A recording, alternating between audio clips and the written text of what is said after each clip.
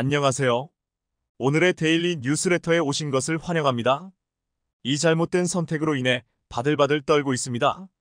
최근 공개적으로 북한과 손을 잡기로 선택한 푸틴이 유례없던 화합이라 자랑하던 게 얼마 안 되었는데 다급하게 북한과 손절을 준비하고 있어 화제입니다. 이는 러시아가 한미일을 비롯해 서방 세력이 이 정도까지 강력하게 규탄과 규제할지를 몰랐고 예상보다 강력한 대응이 나오자 발을 빼려는 상황인데요. 한반도 상공에 무슨 일이 일어나고 있는 것인지 26일 한미일 3국이 북한의 탄도미사일 발사를 두고 국제평화의 안정을 위협하는 도발 행위라고 강력 규탄했습니다. 외교부는 이준일 한반도정책국장이 정박 미국 국무부 대북 고위관리 하마모토 유키야 일본 외무성 아시아 대양주국 심의관과 26일 3자 유선 협의를 가졌다고 밝혔습니다.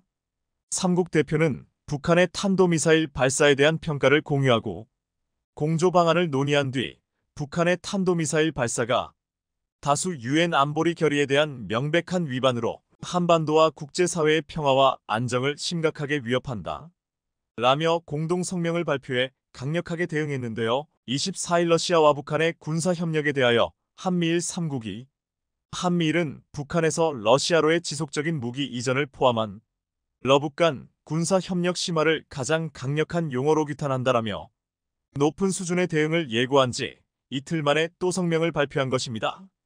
이는 북한이 24일과 25일 오물풍선을 발사한 데 이어 26일 오전에는 IRBM 탄도미사일을 발사하며 연이어 도발했기 때문입니다. 최근 들어 말 안 들어주면 땡깡 부리는 어린 아이처럼 북한이 계속해서 평화의 위협이 되는 행동만 하고 있는데요. 그러나 정작 북한의 필살기로 불렸던 탄도미사일은 정상 발사에는 실패하여 전 세계의 비웃음을 샀습니다. 합참은 이날 국방부 출입기자단에 보낸 문자 공지를 통해 북한은 26일 오전 5시 30분쯤 평양 일대에서 동해상으로 미상 탄도미사일을 발사했으나 실패한 것으로 추정되며 한미정보당국에서 추가 분석 중이다라고 발표했습니다. 도발을 할 것이라면 성공을 했어야 멋이라도 있는데 북한 미사일은 함경북도 앞바다 방향으로 비행하다 공중에서 폭발해 강원도 원산 앞바다에서 고꾸라져 버렸습니다.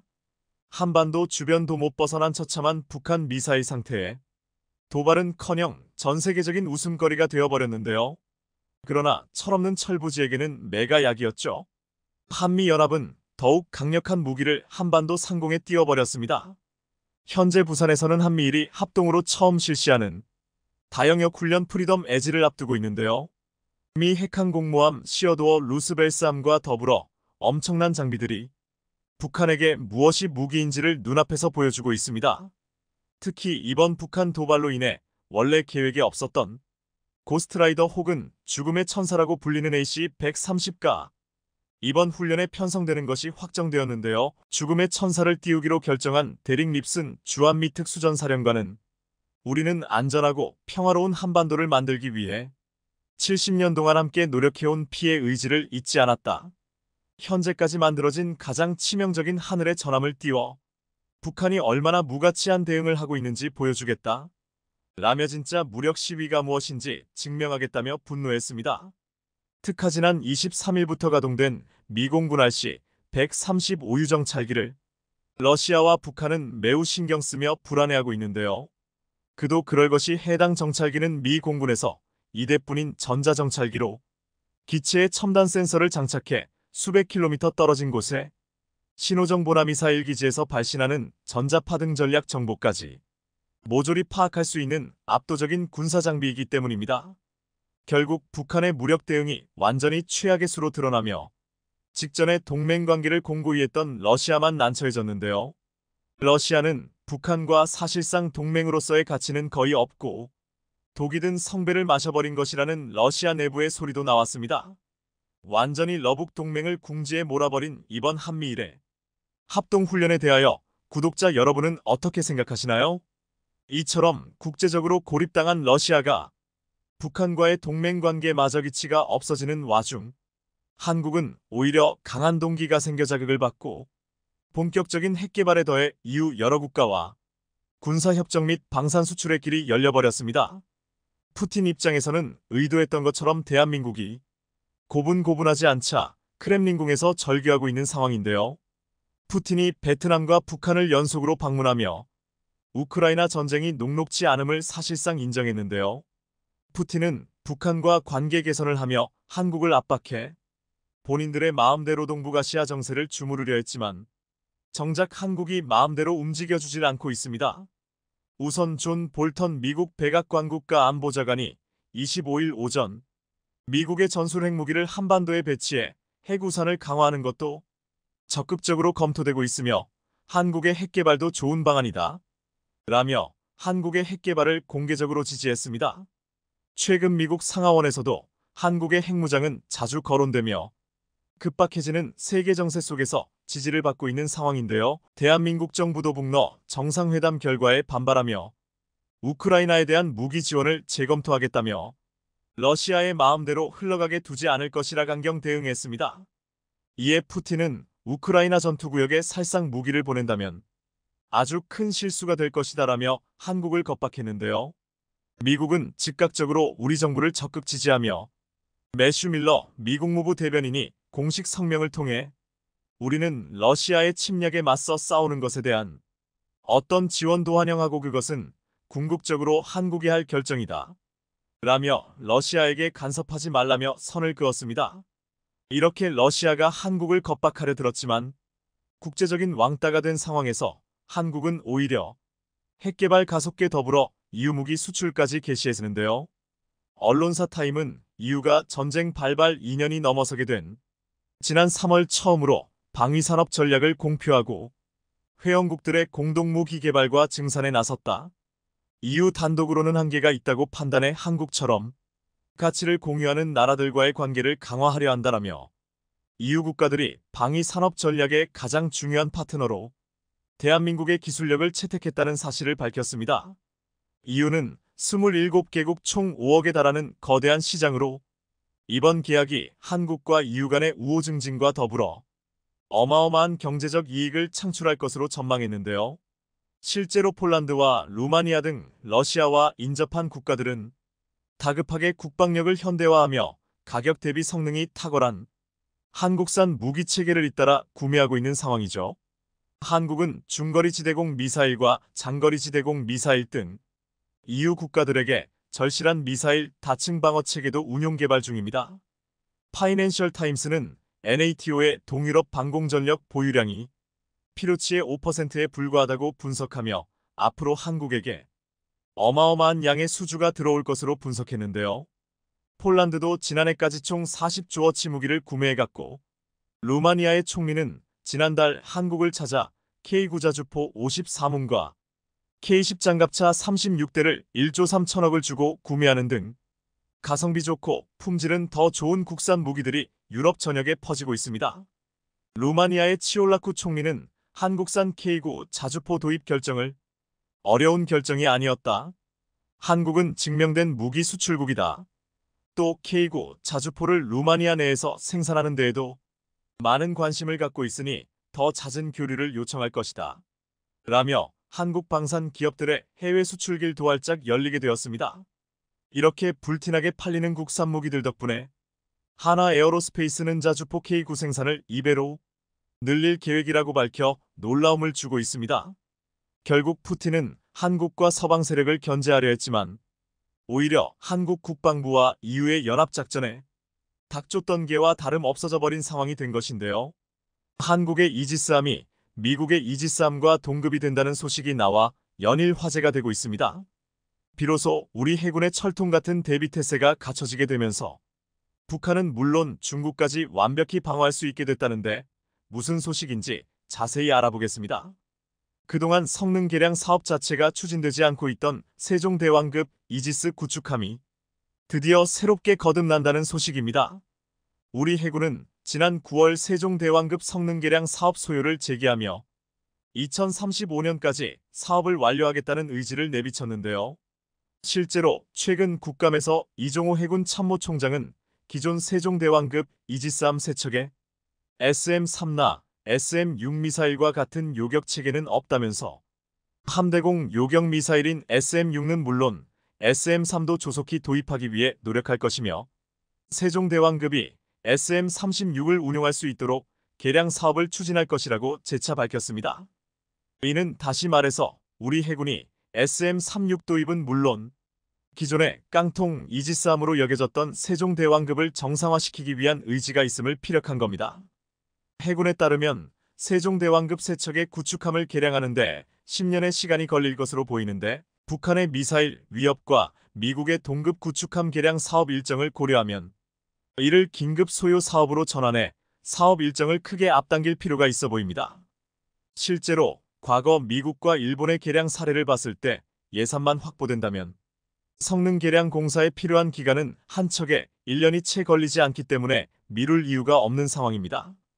또 지금은 미국이 우리 세종대왕급과 유사한 버전의 이지스함을 최신 버전으로 개량하는 사업을 대대적으로 진행 중인 시기여서 미국과 사업 일정을 맞춰 공동 발주하면 사업 비용도 대폭 낮출 수 있는 장점이 있습니다. 세종대왕급 구축함은 한국형 구축함 KDX-3 사업을 통해 전력화된 길이 166m, 경하 배수량 7,600톤급의 이지스 방공 체계를 탑재한 구축함인데요. 2010년 림팩에 참여한 세종대왕함은 총 19척 가운데 한포 사격으로 표적의 100m 이내인 75m 오차율을 보이면서 탑건함으로 선정되기도 한 우리의 자랑스러운 구축함입니다. 실제로 최근 CNN에서 한국이 만든 이지스 구축함 세종대왕함을 지난 6월 CNN은 이들은 아마도 세계 최고의 군함일 것, 그리고 그들은 미국산이 아니다라는 기사를 보도하고 세종대왕함을 세계 최고의 군함으로 꼽았습니다. CNN은 세종대왕함이 중국 구축함 타이프 55보다 우위에 있다며 이러한 이유로 한국으로부터 선박을 구매하거나 미국 설계 선박을 건조하는 것도 중국과의 격차를 좁히는 방법이 될 수 있을 것이라고 보도했습니다.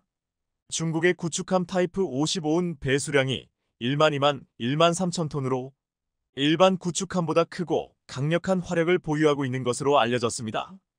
지대공 및 대함 미사일을 발사하는 112개의 수직 발사 시스템 VLS-3를 갖고 있으며 미 해군의 최신 알레이 버크급 구축함의 96개보다 많은 것으로 알려졌습니다. 현재 미국은 중국 구축함 타이프 55보다 수적으로 열세인 상황이라 중국을 견제하고 있는데 이러한 상황에 한국의 세종대왕급이 대안이 될 수 있다는 분석을 내놓은 겁니다. 실제로 서방의 군사 전문가들은 타이프 55가 한국의 세종대왕급 구축함에게 밀린다고 보고 있는데 세종함은 타이프 55보다 약간 작지만 128개의 VLS-셀과 지대공, 대잠, 순항 미사일을 포함한 무기로 더 강력한 화력을 갖고 있기 때문입니다. 실제로 세종함은 우리 해군 함대의 자랑으로 이 함정 하나로 우리 해군은 대공, 대함, 대잠수함, 대함 등 여러 동시 상황에 대처하고 탄도미사일로부터도 방어할 수 있습니다. 그런데 사실 세종대왕급은 그동안 몇 가지 요격 체계와 관련해 논란이 있기도 했는데요. 실제로 정조대왕급 구축함은 SM-3 운용이 가능하지만 세종대왕급 구축함에 SM-3을 탑재하기 위해서는 소프트웨어와 하드웨어적 개량이 필요하며 이를 위해 척당 최소 5천만 달러가 투입돼야 합니다. 이는 사실 그동안 중국 등 우리의 미사일 방어 체계에 민감하게 반응하는 주변국을 자극하지 않기 위해서 사실 그러면 물국 체계 판출하는 외교적 마찰을 줄이기 위해 신경을 썼던 부분이었습니다. 그것도 그럴 것이 이 문제에 대해 우리 해군이 조금만 언급해도 예전부터 중국은 분노를 숨기지 않고 폭발하며 유독 예민한 반응을 보이며 신경전을 펼쳤습니다. 과거 사드, 도입 논란에서 강하게 반발했던 중국의 움직임을 볼 때 한국이 세종대왕급의 SM-3을 운용한다고 하더라도 중국에서 들고 일어날 가능성이 매우 높기 때문입니다. 실제로 2016년 우리 해군이 차세대 이지스 구축함에 북한의 탄도미사일을 추적해 요격할 수 있는 시스템을 장착하려 하자 중국은 이를 두고 해상 사드 구축 계획이라며 맹비난하며 발작했습니다. 당시 중국 관영 매체 황구망은 한국이 차세대 이지스 구축함에 탄도미사일을 요격할 수 있는 SM-3함대공 요격미사일을 탑재하려는 건 사드 배치 결정 이후 한국의 미국 경도 현상을 상징적으로 보여주는 것이라고 보도했습니다.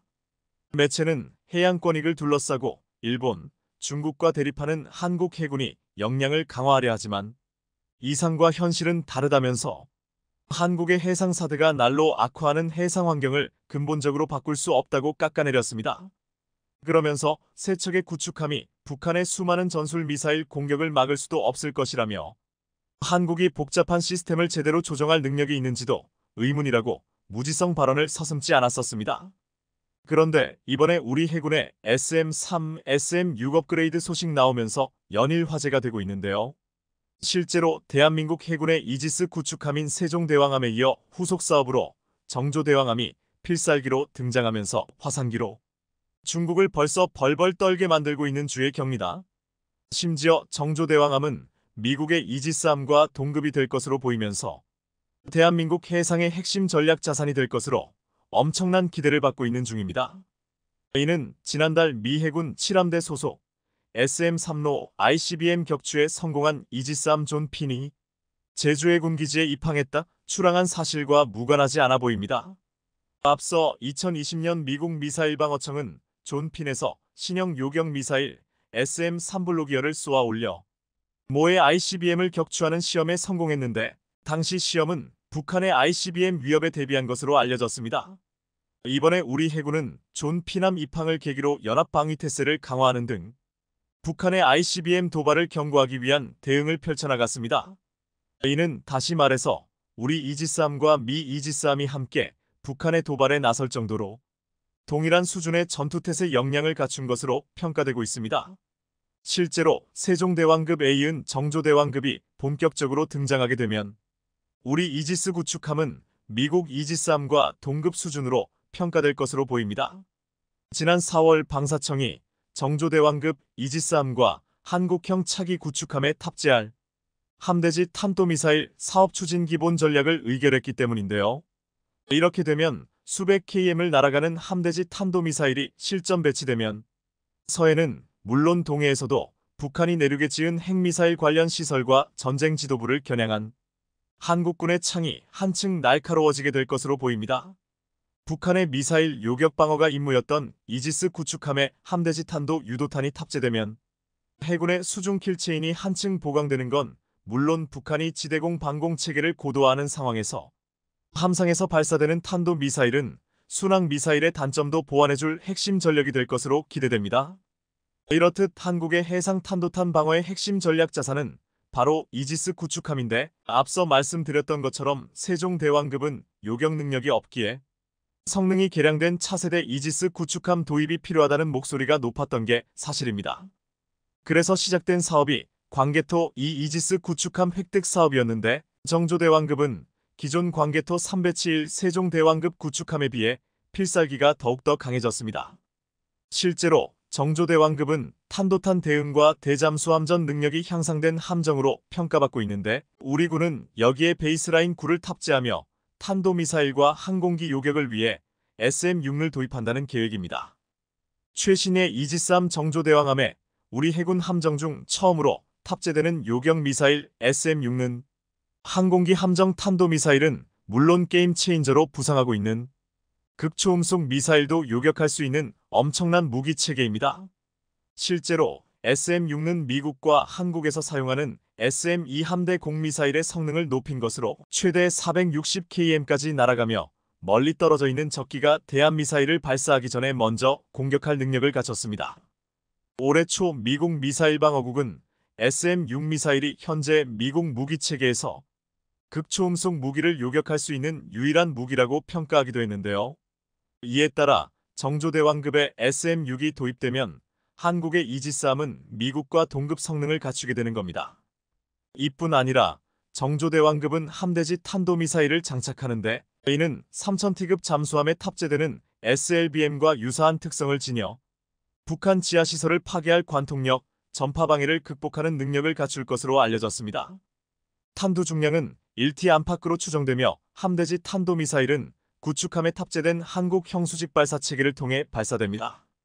이렇듯 함대지 탄도미사일을 장착하게 될 정조대왕급은 해안에서 멀리 떨어진 내륙의 지하시설을 파괴하는 건 물론 해상에서 타격할 수 있는 북한 내 표적 숫자도 기하급수적으로 늘어나게 되는데요. 평소에는 전략적 억제력을 발휘하면서 유사시에는 전술적 차원에서도 쓰일 수 있는 능력을 갖추게 되는 겁니다. 다시 말해서 정조대왕급 이지스 구축함은 북한 핵 미사일 요격 체계의 첫 단추로 핵심 자산이라는 이야기입니다. HD 현대중공업에 따르면 작년 7월에 진수한 정조대왕급은 지난 7월 2번함을 착공한 데 이어 내년 11월 마지막 3번함을 착공한다는 계획인데요. 정조대왕함은 시운전 평가 기간을 거쳐 빠르면 내년 말 우리 해군에 인도될 것으로 보입니다. 정조대왕급 이지스 구축함이 전력화를 끝내고 본격적으로 서해와 동해, 남해, 바다 삼면에서 작전을 펼친다면 대한민국의 해상 방어력은 그 어느 때보다 강력해질 것으로 보입니다. 한국형 경전투기 FA-50이 전 세계를 뒤흔들며 완전히 휩쓸고 있습니다. 폴란드 등 유럽 지역을 장악한 데 이어 이번에는 아랍아프리카 지역의 핵심으로 알려진 이집트의 거점을 구축해 방산 시장을 완전히 손에 넣겠다는 건데요. 이뿐 아니라 전투기 심장으로 알려진 엔진을 그냥이 아닌 슈퍼 호넷급으로 탄생시킨다고 하는데 FA-50을 둘러싼 최근 상황에 대해 자세히 알아보겠습니다. KAI의 국산 다목적 경전투기 FA-50 200효자 노릇을 톡톡히 하고 있습니다. 핵심 우방국인 쫄란드를 해외 마케팅 거점으로 삼고 아시아, 남미, 아프리카를 넘어 내친김에 항공산업의 본고장인 미국 시장 진출에 도전장을 내밀고 있는데요. 방산업계에 따르면 KAI는 지난달 29일 폴란드 공군에 FA-50GF 12대의 납품을 전달하며 수출 계약을 체결한 지 1년 3개월 만에 납품을 성공적으로 완료했습니다. 앞서 KAI는 2022년 9월 폴란드와 FA-50 48대 수출 계약을 체결했는데 남은 물량 36대는 쫄란드 공군의 요구에 맞춰 FA-50PL로 개발해 2028년까지 납품할 예정입니다. 이렇듯 FA-50은 폴란드 주력 전투기를 대체하는 핵심 기종으로 주목받고 있는 상황으로 노후화한 미그 29와 수호이 22 전투기를 FA-50으로 대체해 공군 현대화를 추진하려 하고 있습니다. 여기에 더해 필리핀도 FA-50 도입에 관심이 아주 많은데 차기 전투기 선정 사업으로 FA-50 블록 20을 눈여겨보고 있는 상황입니다. 개량형 모델인 블록 20은 항속거리와 무장 능력을 확대한 모델로 AESA 레이더, AIM-120 암람 중거리 공대공 미사일을 탑재할 수 있어 동급 최강 전투기로 불립니다. 사실 필리핀 공군은 2015년부터 FA-50PH 12대를 운용하고 있는데 뛰어난 격추 성능에 만족감을 드러내고 있는 중입니다. 우즈베키스탄도 FA-50 도입을 타진하고 있는 중인데 바오디르 쿠르바노프 우즈베키스탄 국방장관은 작년 8월 국방장관회담에서 우리 국방부의 방산 협력에 대한 러브콜을 보내왔습니다. 우즈베키스탄을 비롯해 러시아 무기에 의존하던 중앙아시아 국가들은 최근 지정학적 긴장이 고조되면서 수입처 다변화를 꾀하고 있는 중이라 적극적인 움직임이 많은 상황입니다. 이뿐 아니라 이집트 공군의 고등훈련기 사업 수주 가능성도 매우 큰데 현재 KAI는 이집트와 FA-50 36대 수출 협상을 진행 중인 것으로 알려졌습니다. 특히나 이집트의 경우 향후 추가 주문 가능성도 있어 앞서 KAI는 이집트 수출을 최우선 과제로 마케팅을 집중했고 현재 협상이 막바지 단계인 것으로 전해집니다. 이렇듯 KAI는 아프리카의 안보 전략의 요충지인 이집트를 넘어서 항공산업의 본 고장인 미국 시장에 도전장을 내밀겠다는 큰 그림을 갖고 있는데요. 방산업계에 따르면 미국은 내년까지 280대 규모 공군 전술훈련기와 220대 규모 해군 고등훈련기 전술훈련기를 도입할 계획입니다. 우크라이나 사태, 중동 전쟁 등으로 인해 최근 유럽을 중심으로 빠르게 무기 재고가 소진되고 있는 만큼 FA-50의 미국 시장 진출 도전에 대해 승산이 있는 도전이라는 평가가 나옵니다. 그런데 최근 이집트에서 FA-50 경전투기 36대 생산 협약 체결 소식이 전해지면서 방산업계가 들썩이고 있는데요. 이집트 FA-50 수출건의 경우 이집트 현지에 생산 공장을 짓고 자체 제작하는 방식의 수출로 진행될 가능성이 높은 것으로 전해집니다. 최근 언론 보도에 따르면 우선적으로 FA-50 36대를 생산하고 추가로 더 생산 계획이 있을 가능성이 매우 큽니다. KAI는 이집트를 아랍아프리카 지역의 FA-50 수출과 유지보수 거점으로 활용할 생각을 가지고 있는 상황입니다. 사실 이집트 FA-50 수출은 1년 전부터 계약 이야기가 글로벌 방산 업계에서 나오고 있는데 지난달 계약이 막바지에 이르렀다는 언론 보도와 함께 해외 트위터에서도 해당 내용이 업로드되는 등 계약 체결이 임박한 것으로 보입니다. 이번에 계약 체결이 성사되면 이집트는 전 세계에서 7번째 FA-50 운용국이 될 전망인데요. 전투기 등 무기 체계의 경우 국가마다 군사 운용 방식이나 환경이 달라 맞춤 제작에 대한 수요가 발생할 수밖에 없는데 한국 방산은 이에 유연하게 대응할 수 있는 만큼 FA-50 운용국이 계속 늘어나고 있는 것으로 보입니다. 그런데 최근 KAI가 중국을 제치고 이집트에 최대 100대 규모의 FA-50 수출을 시작한다는 소식이 들려오는 등 그동안 무성했던 소문이 현실화됐습니다. 디펜스 아랍에 따르면 작년 12월 이집트 아랍산업화기구는 KAI와 FA-50 기술 이전 및 공동 생산을 위한 예비 계약을 맺은 것으로 알려졌습니다. 이를 위해 1월 아랍산업화기구 수장이 우리방산 대표단을 만나 초기 협약을 위한 실행 단계를 구체적으로 이야기했으며 그 뒤 급물살을 탄 것으로 보입니다. KAI에 따르면 이집트와 FA-50 공동 생산과 더불어 지역별 수출센터를 설립해 관련 서비스를 제공한다는 계획입니다. 현재 이집트는 공군의 현대화를 위해 첨단 훈련기 100대를 계약하는 걸 타진하고 있는 중으로 이 가운데 FA-50이 낙점된 것으로 보입니다. 실제로 FA-50은 이집트 공군의 주력 전투기인 F-16과 호환성이 매우 높아 차기 전투기로 적극적인 관심을 보이고 있는 것으로 알려졌습니다. 더구나 FA-50은 경쟁사인 중국의 AVIC L-15, 이탈리아 레오나르도 M346과 견주어 볼 때 교육과 훈련에 최적화돼 있어 향후 이집트 공군의 핵심 기종으로 활약이 기대됩니다. 실제로 강구영 KAI 사장은 작년에 열린 리마 국제에어쇼에서 이집트에서 우선 협상 대상자 선정이 조만간 진행될 것이라며 FA-50 100대를 수출할 수도 있는 매우 큰 시장으로 기대가 된다고 말했습니다. 이런 KAI의 기대감과 노력에 부응하듯 이집트에서 좋은 소식들이 계속해서 들려오고 있어 뿌듯한 상황인데요. 그런데 해당 소식을 들은 중국에서 평소와 완전히 다른 반응이 나와 신선한 충격을 주고 있습니다. 다름 아닌 중국 언론에서 FA-50의 이집트 수출을 칭찬하는 듯한 반응을 보였기 때문입니다. 실제로 민누즈는 FA-50의 이집트 수출 소식은 매우 충격적일 뿐 아니라 대한민국의 방위 산업이 높은 수준에 도달했다는 사실을 드러낸다고 표현했습니다. 매체는 중동과 아프리카 지역에 서티-50과 FA-50이 자리매김하게 됐다며 방산시장의 새로운 슈퍼스타로 이번 기회를 통해 중동, 아프리카 지역에서 한국산 무기의 영향력이 크게 확대될 것으로 보인다고 보도했습니다.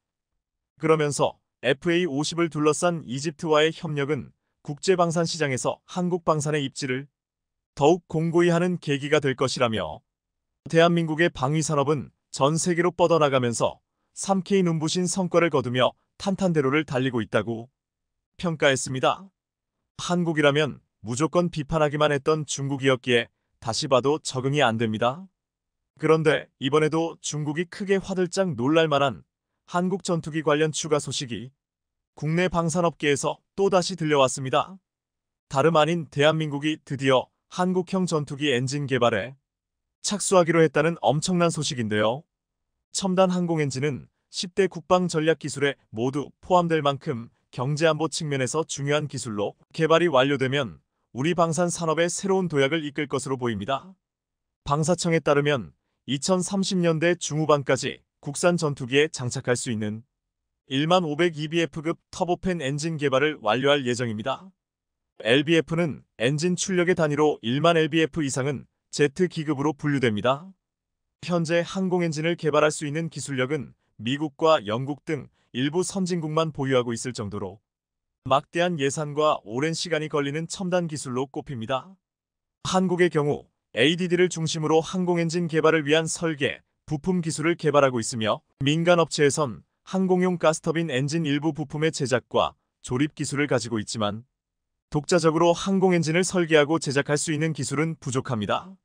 이런 이유로 그동안에는 T-50, FA-50, TA-50의 심장에 해당하는 엔진은 모두 외국에서 수입해 왔었습니다.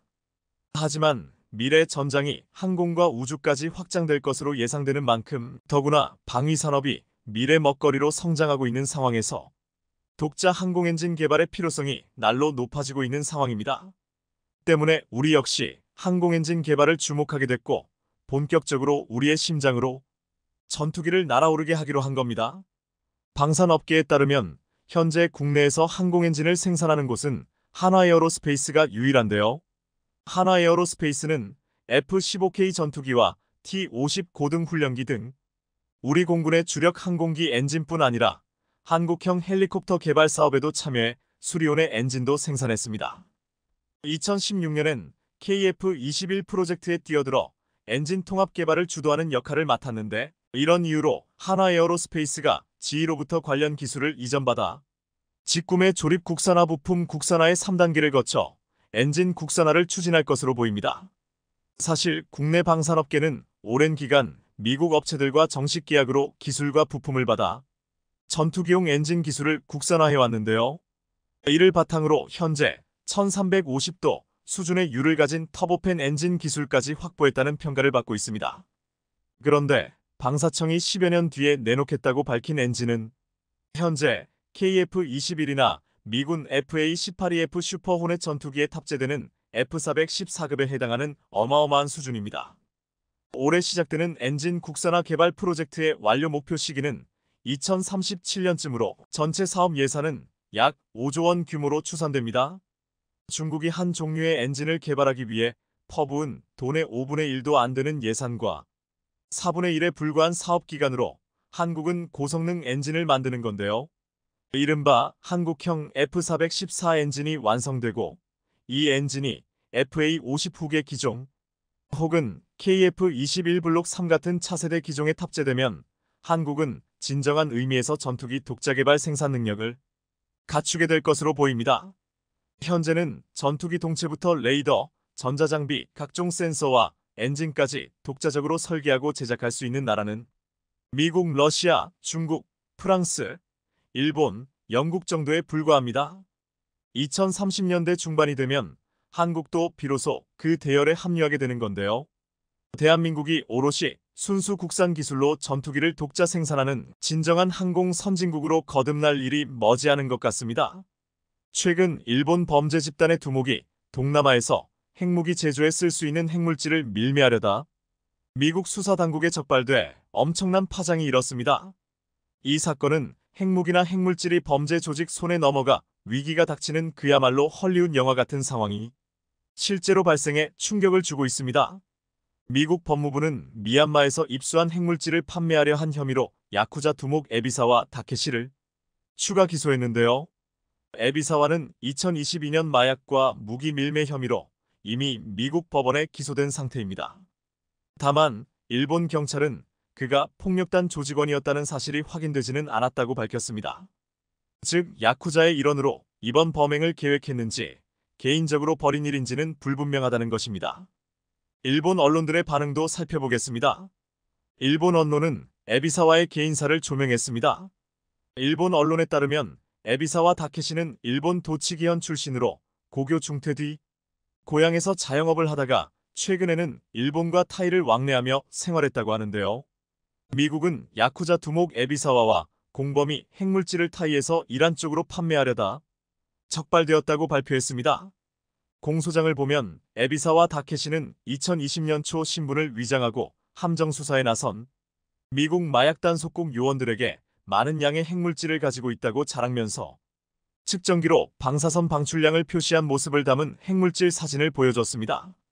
또한 방사성 물질 토륨과 우라늄이라는 연구소 분석 결과도 제시했습니다. 미국 마약단 속국 요원은 에비사와를 속여 거짓으로 이란군 장성에게 이를 판매하겠다며 그들은 에너지로 쓰려는 게 아니다. 이란 정부는 핵무기 제조를 위해 이게 필요하다고 말했습니다. 그러자 에비사와는 그럴 것이다. 그러기를 바란다고 답했습니다. 미국의 함정에 완전히 속아 넘어간 것인데요. 더 충격적인 것은 야쿠자, 에비사와는 미 마약단 속국 요원들과 접촉하면서 미얀마 소수민족 반군 쪽이 보유한 핵물질 판매 대가로 지대공 미사일 등 무기를 입수해 그들에게 넘기겠다는 계획도 밝혔다는 사실입니다. 미얀마 반군 쪽 브로커인 공범은 2022년 2월 영상회의에서 토륨 232 2000kg 이상, 우라늄 100kg 이상을 입수할 수 있다. 미얀마에서 핵물질 OT를 만들 수 있다고 공언했습니다. 토륨 232도 우라늄으로 전환해 원자력 발전과 핵무기 제조에 쓸 수 있는 방사성 물질입니다. 즉, 일본에서 미얀마로 핵무기 개발이 가능한 원료가 넘어가기 직전 적발된 것입니다. 이에 마약 단속국 요원은 핵물질을 이란제 무기와 교환하는 방안을 제시했고 브로커와 반군 지도자가 동의했다고 하는데요. 에비사와와 공범이 가지고 있던 우라늄과 플루토늄은 핵무기를 제조하기에 충분한 양이었던 것으로 분석됐습니다. 미국 법무부는 공소장에서 에비사와는 대규모 마약과 무기 거래 범죄를 저질렀고 그의 국제범죄 네트워크는 아시아, 유럽, 미국 등에 걸쳐 있다. 만약 양이 충분하다면 이 물질들은 핵무기 제조에 쓸 수 있었을 것이다. 그의 범행이 성공했다면 어떤 결과로 이어졌을지 등골이 오싹하다고 언급했습니다. 앤 밀그램 마약 단속국 국장도 일본의 에비사와 그 일당은 핵무기를 만들 것이라고 전적으로 기대하고 있었다. 이는 인간의 생명을 완전히 무시하며 활동하는 밀매자들의 타락을 보여주는 특별한 사례라고 일갈했습니다. 일본 폭력단은 역사와 규모가 세계적입니다.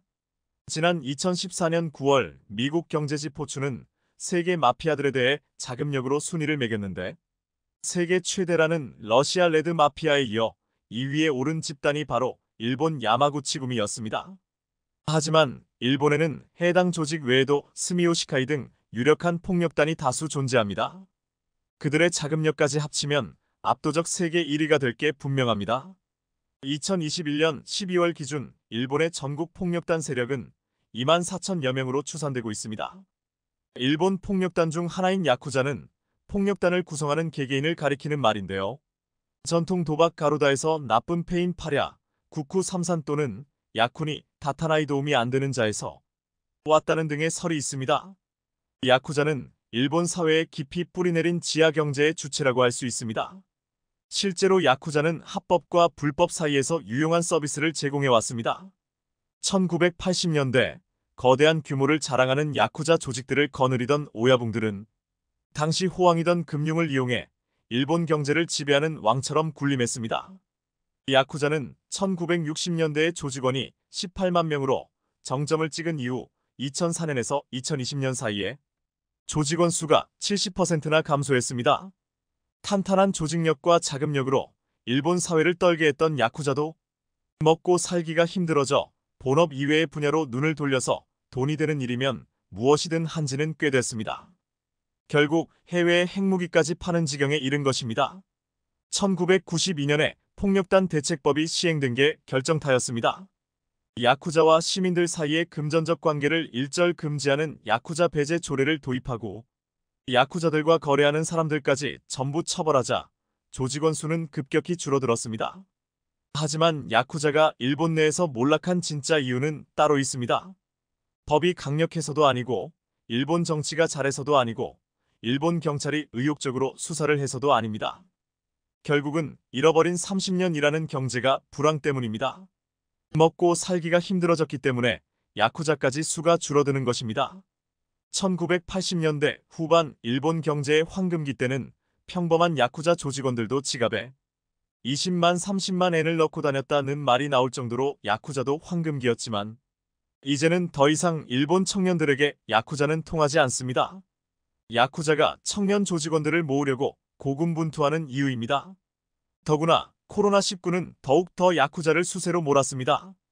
2021년 코로나19 유행이 한창이던 시절 일본에서는 야쿠자도 코로나19로 큰 어려움을 겪고 있다는 조직원의 제보가 공개되기도 했는데요.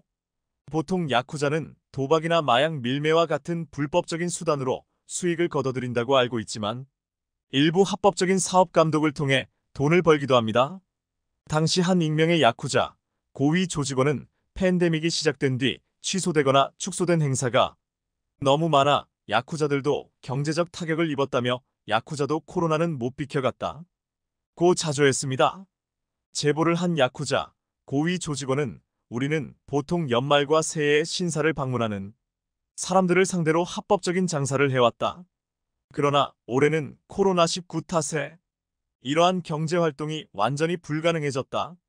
신사에서의 노점상을 통해 벌어들인 수익은 전년 대비 3분의 1 정도에 불과하다고 말했습니다.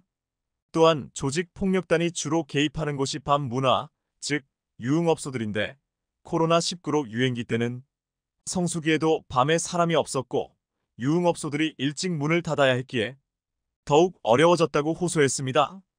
당시 팬데믹 상황이 길어지면서 도쿄에서 열리는 일본의 가장 큰 벚꽃 축제도 취소됐고 이에 야쿠자가 운영하는 포장마차 등 음식 매장의 고객 수가 곤두박질쳤다고 합니다. 그런데 코로나는 야쿠자의 주머니 사정만 어렵게 한 게 아니었습니다. 일본 언론들은 코로나19 팬데믹이 야쿠자의 경제적 사정뿐만 아니라 내부 결속에도 차질을 빚게 했다고 보도했습니다. 이미 야쿠자 조직원 상당수가 젊은 층이 아닌 탓에 코로나19 감염 위험이 높았고 이 때문에 연말 및 새해 모임을 중단하는 등 대면 활동을 피해왔는데 그러다 보니 야쿠자의 내부 결속에도 차질이 빚어졌다는 겁니다. 야쿠자가 예전만 같지 못한 것은 일본 사회의 고령화도 한몫했습니다. 고령화는 야쿠자 사회에도 덮쳐 야쿠자의 72세 노인이 아직도 현역을 뛰는 등 심각한 고령화 문제를 겪고 있다고 하는데요. 얼마 전 일본 매체 주간 신초는 일본 최대의 폭력 조직 야마구치구미 두목을 해치기 위해 잠입한 청부살인업자를 체포했더니 76세 고령의 노인이었다는 소식을 보도했습니다. 예전에는 주로 야쿠자 조직원들이 대부분 10대, 20대 젊은이들이었지만 최근에는 4, 50대가 대부분이라고 합니다. 일본의 출산율 저하로 인한 젊은 층의 인구 감소와 야쿠자를 처단하기 위한 법인 조직폭력단 대처법으로 개인의 세력 확장에 어려움을 겪으면서 젊은이들 사이에서 야쿠자의 인기와 위상이 예전만 못하기 때문인데요. 특히 최근에는 고령의 조직원까지 일선에서 이른바 작업 업무를 맡고 있다고 하니 일본의 고령화가 얼마나 심각한지 알 수 있는 대목입니다. 노인 조직원들이 대가로 받은 거액의 돈으로 나머지 가족들이 생계를 이어가게 된다는 것인데요. 이렇게 야쿠자는 먹고 살기 위해 돈을 벌어야 하는 절박한 상황에 몰리자 예전보다 더 수단과 방법을 가리지 않고 무엇이든 하게 되었고 결국 에비사와 다케시처럼 핵무기 제조 물질까지 거래하려다가 미 마약 조사국의 덫에 걸려들어 국제적 망신까지 당한 것인데요.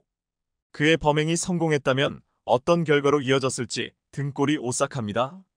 시청해주셔서 감사합니다.